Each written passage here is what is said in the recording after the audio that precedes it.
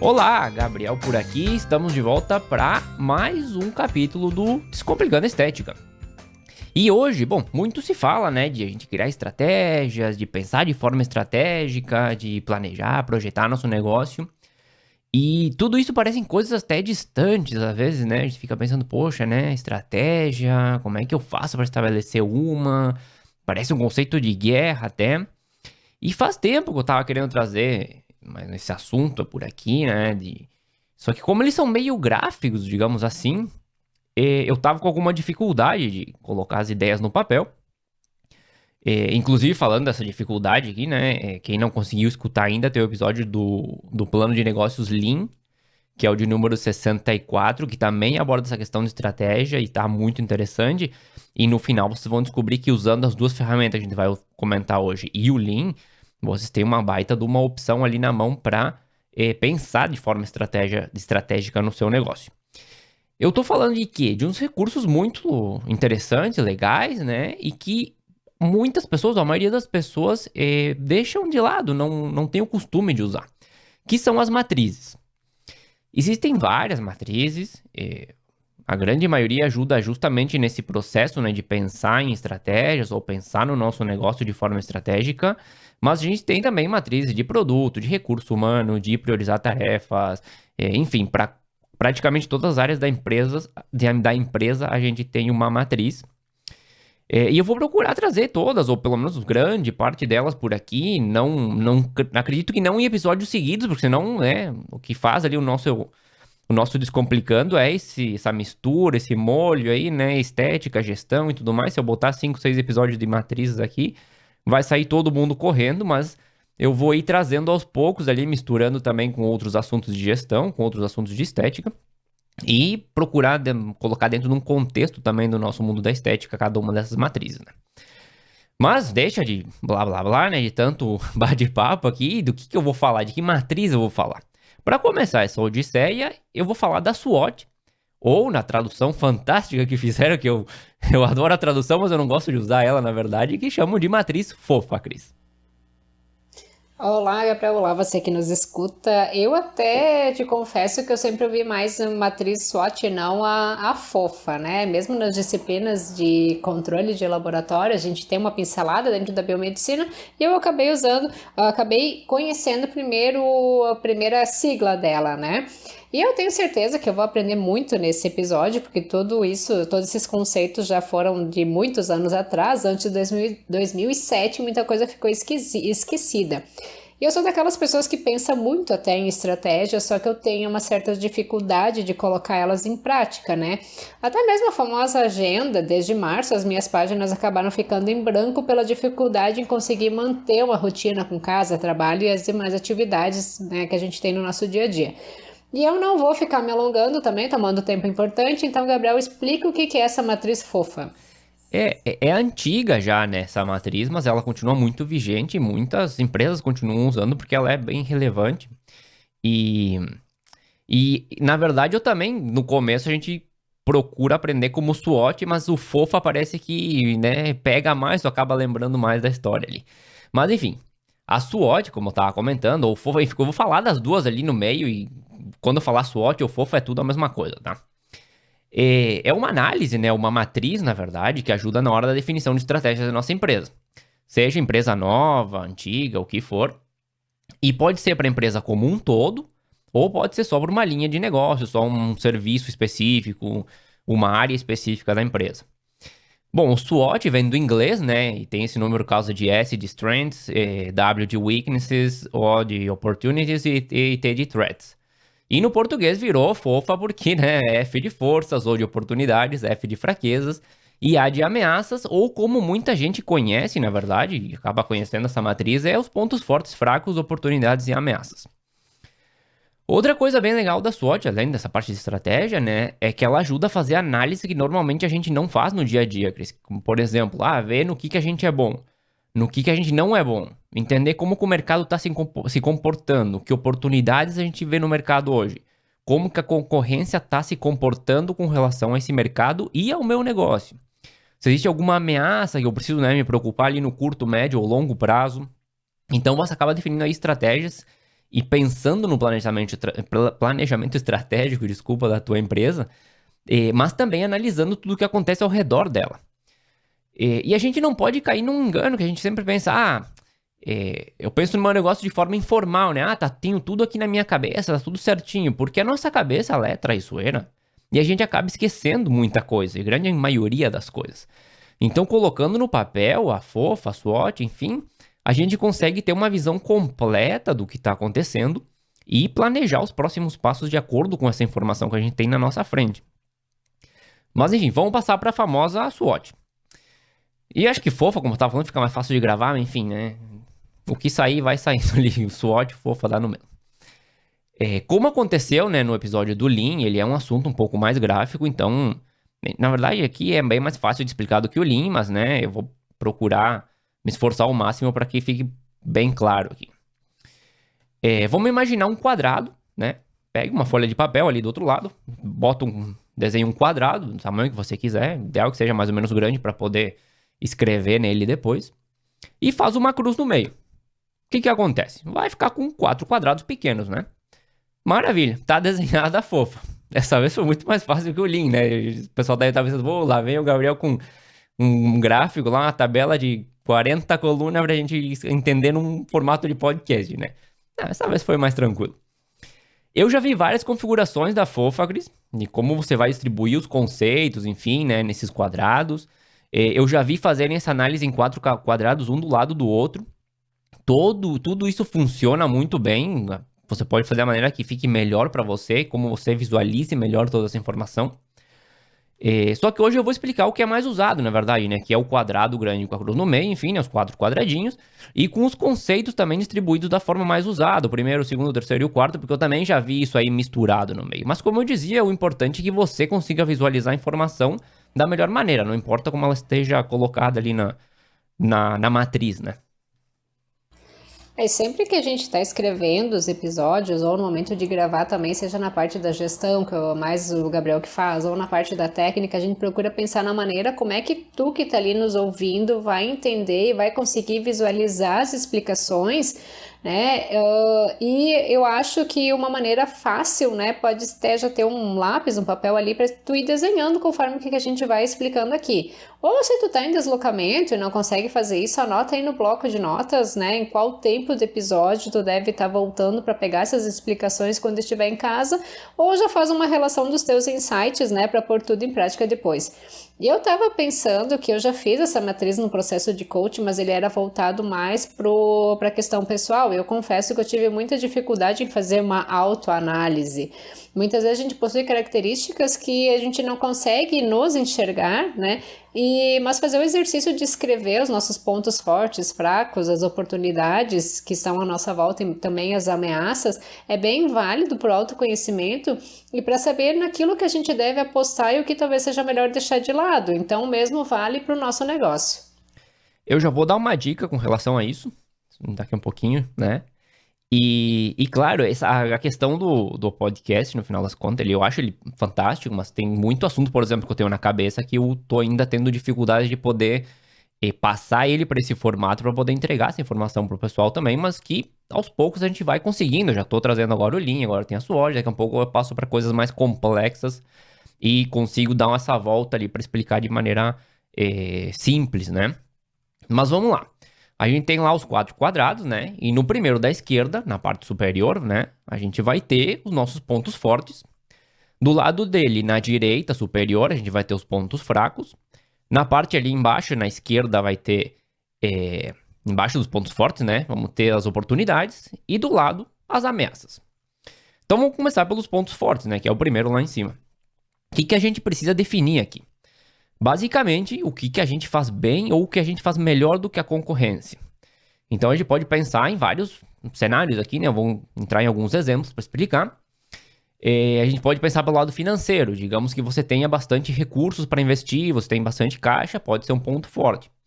Um ponto forte de clientes, né? De atenção ao cliente. Você pode ser a que entrega o melhor serviço da cidade em questão de atenção ao cliente. Ponto forte de serviço, como qualidade do serviço, né? Outro dia a Cris comentava que em um episódio que os clientes procuram ela pela depilação a laser por ser a que te entrega a melhor qualidade ali na cidade. E ela recebe muita gente da concorrência por isso. Então, é um ponto forte da empresa dela esse serviço em específico. Também pode ser pontos fortes internos. Digamos que você tem uma equipe altamente capacitada, né? 4, 5 profissionais, cada um especializado em uma área. E isso, obviamente, você não encontra facilmente em outros lugares. Então, também é um ponto forte seu. Ou pode ser, talvez, que você administre o teu negócio melhor do que toda a concorrência. E isso, obviamente, se traduz em uma vantagem competitiva e em um ponto forte. O importante aqui em todo o processo é fazer ele de forma realista, né? Não adianta colocar que a gente é melhor em tal coisa porque acha que é assim, quando a realidade está dizendo outra coisa.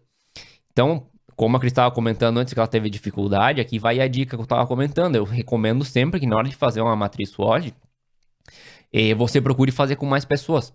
Mesmo que você não tenha colaboradores, talvez, peça ajuda para algum cliente mais próximo, algum parente que frequente seu espaço, para que você possa debater isso que está colocando na matriz e chegar a uma conclusão mais real de se realmente é um ponto forte, um ponto fraco ou não, né? Sim, porque não adianta eu colocar, né, que eu tenho a melhor depilação a laser da cidade, por exemplo, se eu acho que é, só que isso pode não ser a verdade, né? Não é aquilo que eu acho, é aquilo que realmente ocorre.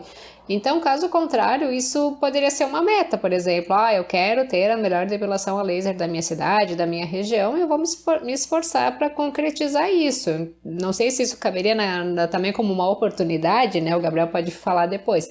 Só que enquanto isso não for verdade, então eu não posso colocar como sendo um ponto forte meu. E é uma boa ideia de fazer a matriz com mais pessoas, porque conforme eu falei, é difícil a gente conseguir se enxergar da mesma forma que os outros nos enxergam, a não ser que eu tenha um autoconhecimento exemplar, muito trabalhado em terapia ou outras formas de autodesenvolvimento. E agora, nos pontos fracos, Cris, também vai vir uma dica interessante. Pera aí. Bom, a gente fez a parte dos pontos fortes, né? E aí a gente vai passar para os pontos fracos que estão ali do ladinho. E aqui também a gente pode fazer análises bem similares às anteriores. A gente já sabe quais são os nossos pontos fortes. Teoricamente, né? Teoricamente, nem sempre é assim. Deveria ser mais fácil a gente conseguir encontrar os fracos depois. Também é válido a gente comparar com a nossa concorrência, o que ele faz melhor do que a gente, ou que nos impede de competir de igual a igual com ele, né?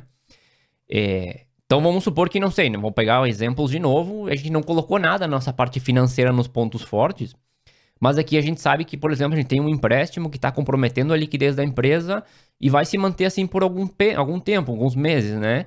Então, essa falta de liquidez seria um ponto fraco meu nesse momento, de falta de poder de investimento, de caixa, né? A localização pode ser um ponto fraco, talvez você esteja muito escondida, ou muito longe dos teus clientes, ou um espaço muito pequeno que pode estar comprometendo a qualidade do teu serviço. A gente pode pensar em conhecimento e experiência também, né? Se você ainda tem pouco conhecimento ou experiência no ramo de estética e o concorrente já tem muito mais anos de mercado, pode acabar sendo por um período de tempo um ponto fraco teu. Pelo lado de serviço, um ponto fraco interessante que eu até coloquei aqui, que eu não podia esquecer, é o seguinte: o serviço que você mais vende é o que te dá menor lucro. E aí você vai precisar analisar e reverter essa situação porque está gastando um monte de tempo em um serviço que não está te trazendo um retorno satisfatório. Outro ponto fraco, rotação alta de pessoal, né? Pelo motivo que for, não interessa aqui. Se cada vez que o cliente aparecer, ele for atendido por uma pessoa diferente, você acaba perdendo essa oportunidade de criar uma conexão maior com ele e aumentar o ticket médio, né? Além da questão de confiança. A estética tem muito disso da pessoa confiar no profissional, né? E essa rotação acaba passando também uma imagem ruim da empresa. Que a gente já falou também por aqui que as pessoas se conectam com pessoas, né? E um bom, até tá mais pra frente a dica que eu tava te falando, mas eu vou colocar ela aqui também. Um bom indício, às vezes, de ponto fraco, o cliente pode nos dar. Ele é um bom termômetro pra gente perguntar e ele comentar: não, eu acho que isso pode ser o teu ponto fraco, porque eu acho que poderia melhorar muito o teu serviço. O Gabriel levantou vários fatores que a gente pode observar quando a gente pensa nos nossos pontos fracos, né? Eu acho que eu posso citar também a questão do preço. Se um serviço X, o teu preço for o maior da cidade, você não conseguir mostrar o seu valor, quais os benefícios que o cliente vai ter por te escolher, por escolher você e não escolher o seu concorrente, que teoricamente oferece o mesmo serviço, a gente pode considerar como um ponto fraco também. E a melhor forma de descobrir isso é perguntando, é fazendo uma pesquisa, conversando direto com seus clientes para entender qual a percepção que eles têm de ti e do teu negócio perante o mercado. O cliente é um ótimo termômetro, sempre, sempre. A gente tem muito medo de perguntar, a gente comentou já em outro episódio, talvez pela resposta a gente vai receber críticas e tudo mais, mas a gente deveria se aproximar mais e fazer mais perguntas nesse âmbito para o cliente. Mas enfim, feito essas duas partes, a gente tem a parte controlável terminada. E o que eu quero dizer com controlável, né? Que os pontos fortes e os fracos, eles acontecem no ambiente interno da empresa e são coisas que você tem as ferramentas na mão para mudar se quiser e o que quiser, né? Agora, na segunda parte da SWOT, vem as oportunidades e as ameaças, que são elementos do ambiente externo. Ou seja, são coisas que a gente não consegue mudar, a gente tem que se adaptar ao que o ambiente nos oferece. Então, logo debaixo dos pontos fortes, ali nos quadradinhos, a gente vai ter as oportunidades. O que eu coloco nas oportunidades, você deve estar pensando, né? A ideia é pensar em fatores externos, né? Que você possa beneficiar o teu negócio de alguma forma, que você não controla, obviamente, mas que pode usar de estratégias ali para tirar proveito dessa situação. Então, obviamente, eu vou botar exemplos aqui para que fique mais fácil entender. Vamos pensar pelo lado de um serviço, né? Que oportunidade pode existir no mercado que eu posso aproveitar no momento? E alguns meses atrás, por exemplo, saíram muitas famosas fazendo a harmonização facial. E isso, obviamente, faz com que a demanda por esse procedimento aumente. Logo, acaba sendo uma oportunidade de negócio que a gente deveria ou poderia aproveitar. Agora, quão importante é o timing nessa hora, né? Porque deu um certo boom da harmonização, Cris, e depois baixou novamente. Então é uma oportunidade passageira, digamos, que vem, você aproveita alguns meses, depois não é que ela desapareça, mas ela acaba voltando a uma normalidade, né? Agora, se a gente pensar em algo mais duradouro, poderia ser a adição de uma nova linha de serviço. Digamos que teus clientes estão te perguntando por Botox. E você não oferece esse serviço, mas teria condições de fazê-lo. Então a gente teria uma oportunidade que não vai desaparecer dentro de alguns meses, mas que vai se manter ao longo de um tempo, né? Outra oportunidade poderia ser um fornecedor novo que apareceu no mercado de matéria-prima, ou um novo fornecedor de aluguel de laser, de toxina, enfim, né, o que você quiser, que entrega o mesmo produto com a mesma qualidade, mas digamos que ele oferece 10% mais barato com o que você trabalhava. Uma ótima oportunidade. Ou ainda a abertura de uma filial em uma cidade onde, não sei, ninguém está trabalhando da forma como você trabalha. Também pode ser uma oportunidade, sempre que bem avaliada, claro, né? Acho que ali deu para ter uma ideia, né, de que é olhar para o mercado e entender o que ele está oferecendo para você nesse momento. Coisa que a gente quase nunca faz, de sentar e dizer, poxa vida, o que está acontecendo ao meu redor aqui? É que eu acho que enquanto as coisas estão andando, estão fluindo, a gente não dá muita bola, não para muito tempo para pensar. E eu acho que a última coisa que a gente deve fazer é ficar olhando somente para o próprio umbigo, ou ter a síndrome da Gabriela, né? Eu nasci assim, eu cresci assim, eu vou ser assim. E achar que porque as coisas estão funcionando, elas não vão poder mudar por um motivo ou por outro. A gente tem que olhar para o mercado como um todo. A harmonização facial realmente ela teve um boom com várias celebridades aderindo e agora percebe-se uma certa calmaria, ou porque estão ficando todos com a mesma cara, que eu digo que está todo mundo com a mesma cara de gaveta, né? Ou porque a gente teve uma oferta maior do que a procura e os preços acabaram entrando em guerra, né? Para não dizer em prostituição, como aconteceu com vários outros procedimentos, como foi o caso da criolipólise, como a gente já comentou no episódio passado, né? E com a descoberta do ozônio, então, agora para tratamento de Covid, essa é a nova febre. A gente já vê um aumento de cursos e de profissionais que acabam realizando a técnica, muitas vezes até sem o devido conhecimento. Mas pensa, né? Não é porque todo mundo tá fazendo que tu também vai lá e vai fazer, né? Ainda mais se tu não tiver aptidão ou permissão do teu conselho de classe para executar determinada técnica. A gente deve sim observar o mercado e absorver para o nosso negócio aquilo que for mais favorável e ético, buscando o desenvolvimento de forma positiva. A questão da cara de gaveta, eu até dei risada aqui, né?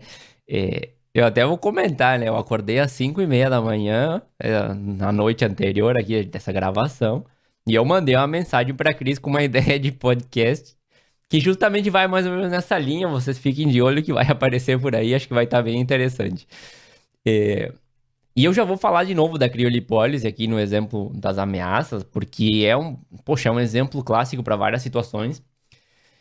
Mas vamos seguir, né? Vamos pro lado a gente fez as oportunidades, enfim, e do lado ali embaixo, né, a gente vai ter as ameaças. E as ameaças também, elas são fatores externos, né, que a gente não pode controlar, e que podem afetar de alguma forma ali, de forma negativa, né, o nosso negócio. A ideia aqui é entender e descobrir quais são essas ameaças para que você possa se preparar ou preparar um plano de contingência para cada situação, né?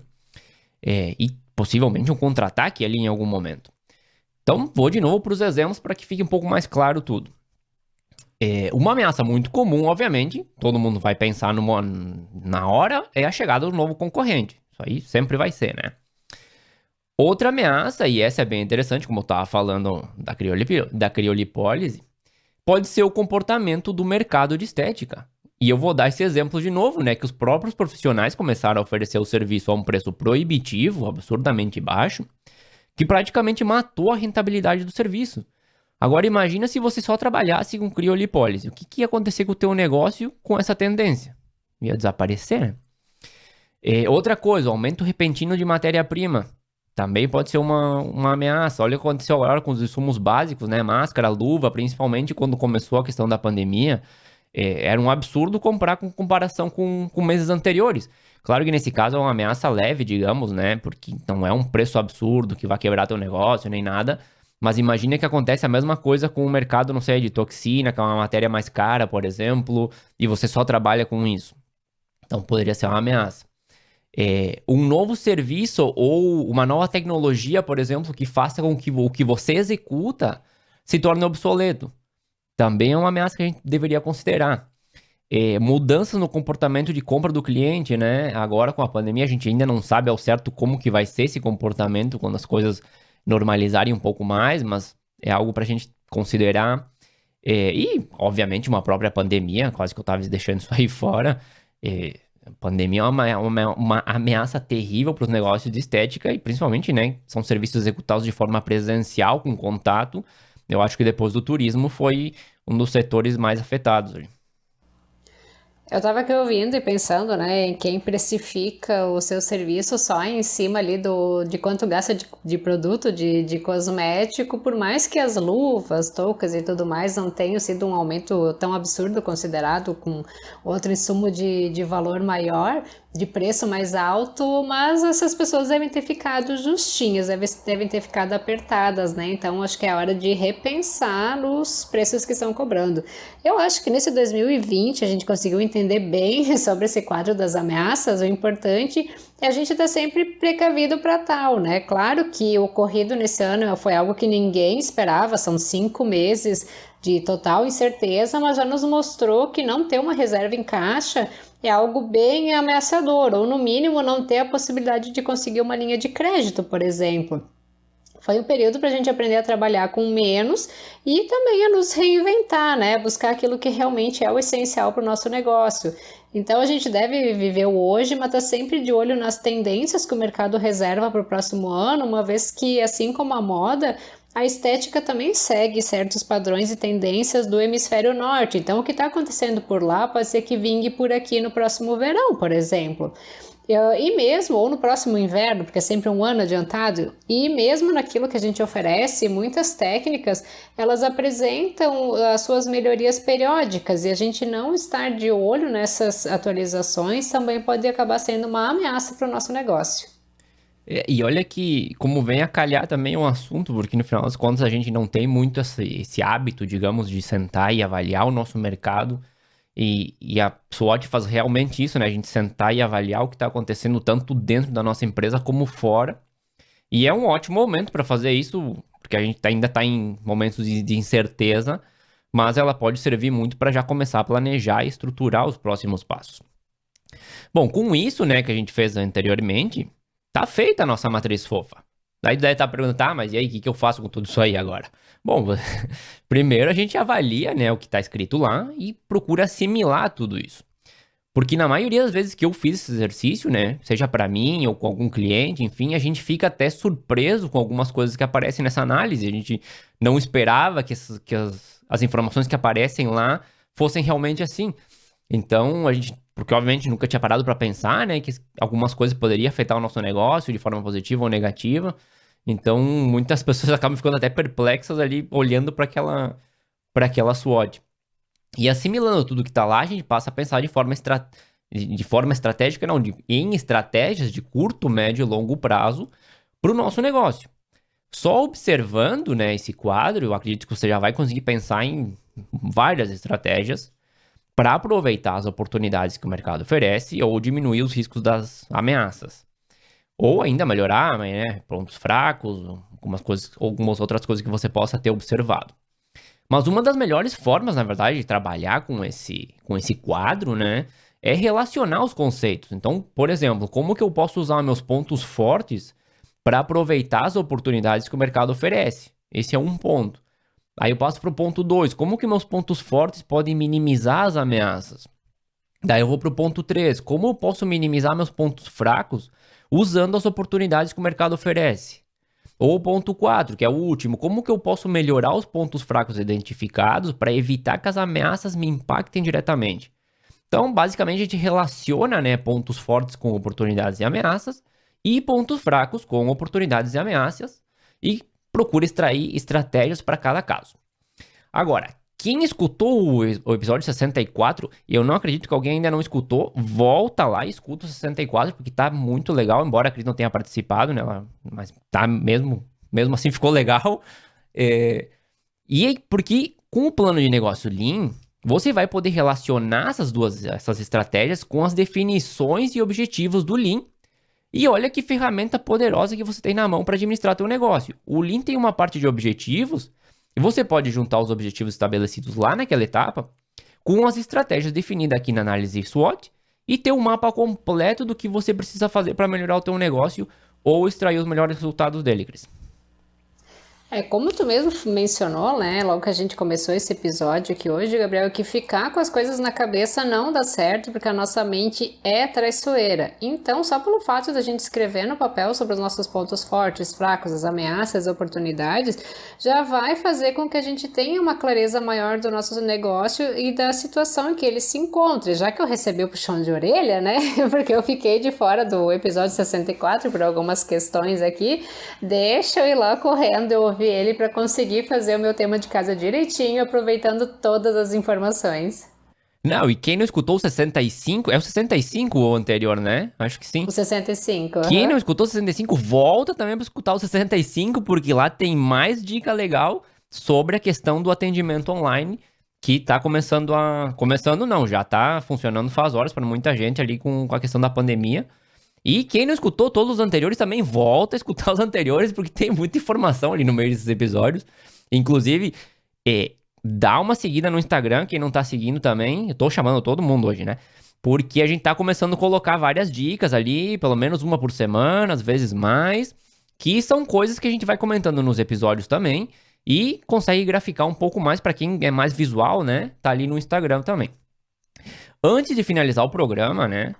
Algo que é muito importante é que tanto a FOFA, SWOT, enfim, agora eu tô com os dois nomes na cabeça, como o Lean, eles precisam ser revisados constantemente, Cris. A frequência pode ser definida pela pessoa, né? Podendo ser mensal, trimestral, vai depender muito da rapidez com que a pessoa implementa as mudanças e consegue validar elas. E logo que passar esse tempo, você tem que voltar para esses dois quadros para entender o que aconteceu.